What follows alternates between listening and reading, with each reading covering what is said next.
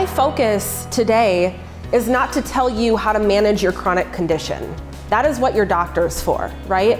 My focus is helping you understand that there is more to you than your chronic state, than your burnout, more to you than your stress or your pain, more than the diagnosis written on that sheet.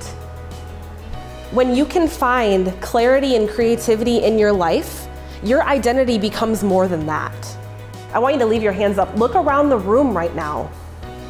Look how many of you there are. So now immediately we have a sense of community, right? You are not the only one, and we can't understand on a personal level the pain or the stress or the feelings that you're having every day. But as a community, we know the sense of wanting something bigger than what we have right now.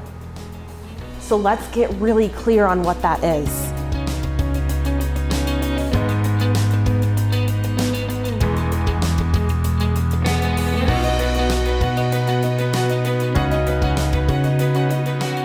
I love to use a GPS analogy here. So if you think about when you open up your phone and you go into your Google Maps, for example, or Waze, whatever you use, you're gonna have three things to do. When you click the to button, you're gonna have to type in your destination. But before you type in your destination, it's going to pull up the history of where you've been, and it's gonna require you to type in your current location. And I want you to kind of think about that right now for your state of chronic chaos.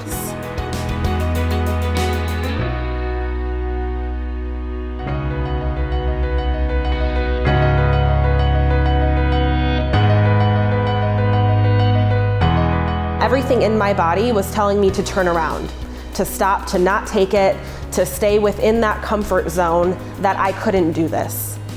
And almost immediately after one of my you gotta turn around thoughts, a snowy owl flew past my car and landed on the side of the road.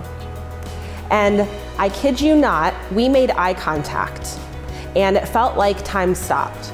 And that right there was that spiritual launching point for me, when I knew that I was made for so much more, and it wasn't just me working on my goals for my success.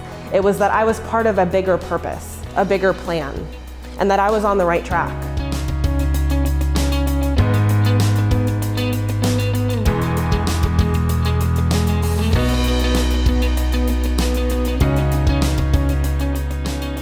So when our world is consumed by a chronic illness, we start to look at it through a different lens than someone who, it isn't feeling pain on a daily basis, has manageable stress, doesn't have that burnout state.